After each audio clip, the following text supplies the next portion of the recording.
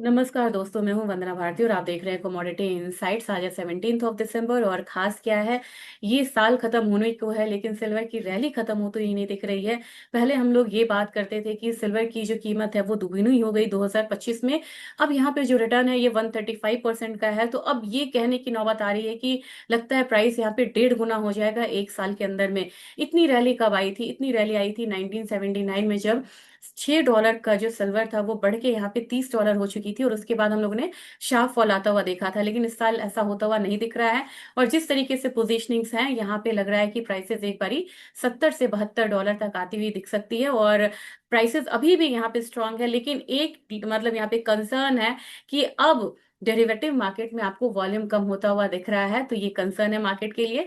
और जब year and होता है तभी भी एक नॉर्मल मतलब की ट्रेडिशन है कि यहाँ पे जो बुक होते हैं वो क्लोज होते हैं तो वॉल्यूम ड्राई होता है। लेकिन इस बार वॉल्यूम ज्यादा ड्राई है, तो ये कंसर्न मार्केट में बना रहेगा। लेकिन प्राइसेस के बारे में अगर आप पूछेंगे तो 70 72 डॉलर लग रहा है 2025 खत्म होने से पहले दिख सकता है। हमारे मार्केट की बात की जाए तो अब ये 2,35,000 तक 30,000 तक निकल के आ रहा है कि प्राइसेस एक बार ऊपर की तरफ आ सकता है। लेकिन जिन लोगों को यहाँ पे जिन्होंने कहा है कि हमें ईटीएफ को यहाँ पे हमने निवेश के लिए लिया था और यहाँ पे हमें सेल करना है, जिनका शॉर्ट टर्म का ध्यान था, उनको एक बढ़िया मौका है यहाँ पे निकलने के लिए। अगर लॉन्ग टर्म में है तो मैं कभी नहीं बोलूंगी किस लेवल पे आप यहाँ पे निकलिए।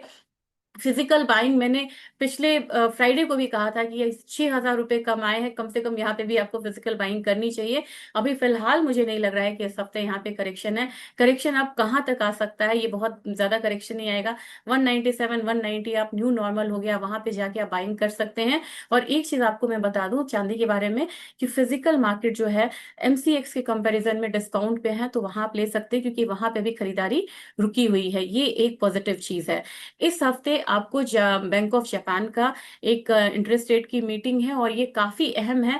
मीटिंग तो तीन है, बैंक ऑफ इंग्लैंड की, एसीबी की और बैंक ऑफ जापान की, लेकिन बात यहाँ मैं बैंक ऑफ जापान की कर रही हूँ क्योंकि bank of Japan zero interest rate policy के लिए जाना जाता है। 90 से वहां पे जीरो इंटरेस्ट रेट पॉलिसीज जो है वही होती थी, लेकिन अब यहाँ पे वो इंटरेस्ट रेट को हाइक कर रहे हैं और फेड का इंटरेस्ट रेट धीरे धीरे कम हो रहा है। तो जापानीज येन ट्रेड येन कैरी ट्रेड जो था वो अब यहाँ पे रिवर्स होता हुआ दिख रहा है। अगर यहाँ पे बैंक ऑफ जापान सिंपल सी भाषा में कि अगर वो इंटरेस्ट रेट को 0.5 से 0.75% करता है तो क्या यहाँ पे असर होगा, इसके बाद आपको डॉलर इंडेक्स में एक गिरावट आ सकती है। और अगर डॉलर इंडेक्स में गिरावट आई तो गोल्ड और सिल्वर जो है वो आपको फिर से बढ़ता हुआ दिख सकता है।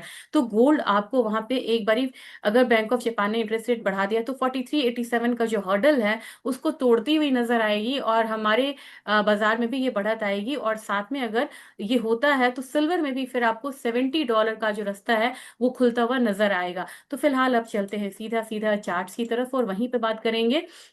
मैं वीडियो से पहले एक बारी मैं देख रही थी कि चांदी की जो चार्ट है वो यहाँ पे क्या बता रही है ईयरली। बहुत अमेजिंग, खुद पे विश्वास नहीं होता जबकि हम डेली मार्केट देखते हैं कि ये कमोडिटी शुरुआत में यहाँ पे अगर भारतीय बाजार की बात करें तो 86,000 76,000 वाले रेंज में थी और अब ये कमोडिटी इतनी बढ़ती हुई नजर आ रही है। तो इतने लॉन्ग कंसोलिडेशन के बाद ये एक ब्रेकआउट इसका बनता भी था। अब चलिए सीधा बात करते हैं कि मार्केट किस तरीके से लग रही है। तो अभी तो फिलहाल आपको डॉलर इंडेक्स में आप देख रहे हैं कि ये गिरावट है, ये भी कमोडिटी में तेजी का बहुत बड़ा कारण रहा है। जबकि आपको देखा जाए तो एसएनपी वगैरह ने हाई लगाया है।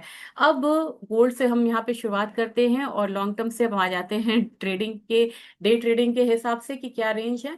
तो इसके हिसाब से अब आप यहाँ पे देख सकते हैं कि तोड़ता हुआ नजर आ सकता है ये वाला काउंटर। और नीचे आपको 4300 पे सबसे ज्यादा यहाँ पे सपोर्ट है, उसको कल ब्रीच किया है। यहाँ पे लो भी लगा है 4297 का और यहाँ पे क्लोजिंग नहीं हुई है, क्लोजिंग आपको ऊपर की तरफ हुई है।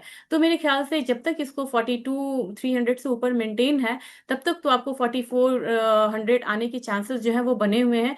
और डाउन साइड जो है वो नीचे में हो सकता है, आपको 4300 के बाद 4250 भी आता हुआ दिखा है। लेकिन फिलहाल बायस अपसाइड का है, ये हमें मान के चलना होगा। जबकि हमारी मार्केट आज इसलिए यहाँ पे मतलब रेड में है क्योंकि ये 6% अप है। हमारी मार्केट रेड में है क्योंकि काफी दिनों बाद हम लोगों ने, लगता है कि आरबीआई ने इंटरवीन किया है, एक डबल टॉप बना है। हमारा रुपया एक दिन में 56 पैसे यहाँ पे अप्रिशिएट हुआ है, जिसकी वजह से हमारी मार्केट की ये जो मूव है वो यहाँ पे आपको केप्ट रहेगी। यही कारण है कि सिल्वर बाहर में 4.6% अप है, जबकि हमारे यहाँ सिर्फ 3.5% का एक अपसाइड है। तभी भी इसने अच्छा खासा मूव आता हुआ देखा है। तो इसमें तो मैंने बताया ही कि एक बारी $70 आने की कोशिश करेगी। यहाँ पे आप एक बारी 2,15,000 2,20,000 वाला लेवल फिलहाल फिलहाल मतलब कि इस दिसंबर में आता हुआ देख सकते हैं। जबकि गोल्ड ऑयल की बात की जाए, ऑयल आज इसलिए यहाँ पे ले रहा है क्योंकि आरएसआई भी एक यहाँ पे बाउंस लिया है। आज इन्वेंट्री की यहाँ पे गुंजाइश है कि इन्वेंट्री जो है वो कम होके आए, तो वो एक पुल बैक दे सकता है 57.74 तक का। और हमारी मार्केट यहाँ पे आईएनआर की वजह से रेड में ही है, लेकिन हो सकता है कि मार्जिनल अपसाइड दिखाए 51.27 तक का। हमारी मार्केट में आज मूव नहीं आएगी, ये बात आपको समझ के चलना होगा। एनजी ने जो भी मूव दिखाया था वो डाउन साइड है। और एनजी में मैं ऑप्शन कल मैं आपको बताती हूँ, वहां पे एक बियरिश इंडिकेशन ही फिलहाल आ रहा है, तो अभी आपको मान के चलना होगा एनजी बियरिश है।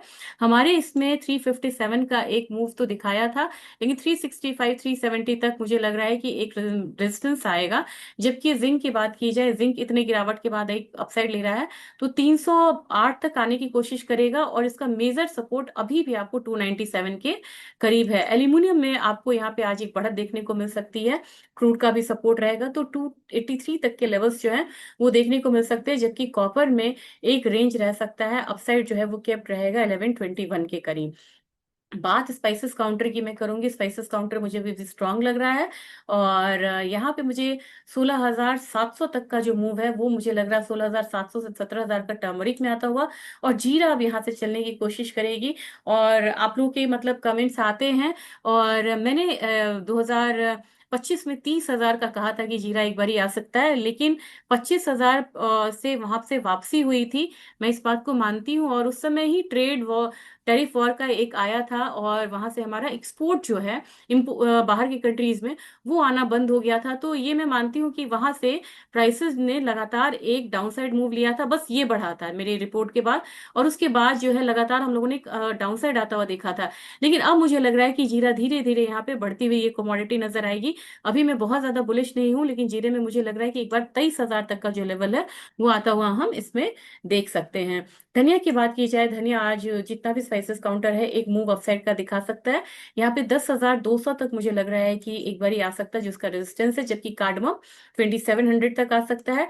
ग्वारसीड ग्वारगम में भी अब यहाँ पे हल्की बाइंग जो है वो नजर आ सकती है। 10,000 जाने की कोशिश ये कमोडिटी करेगी। जबकि ग्वारसीड में मुझे लग रहा है कि 5420 तक प्राइसेस ऊपर की तरफ जाएगा। जबकि बहुत बड़ा मूव लिए खड़ा है यहाँ पे कोकुड। यहाँ पे कोकुड में मुझे लग रहा है कि एक स्ट्रॉन्ग मूव आएगी और 3,100 तक प्राइसेस ऊपर की तरफ जाएगा। और कैस्टर में फिलहाल आपको यहाँ पे एक नरमी जो है वो देखने को मिल सकती है। तो ये आज का अपडेट था।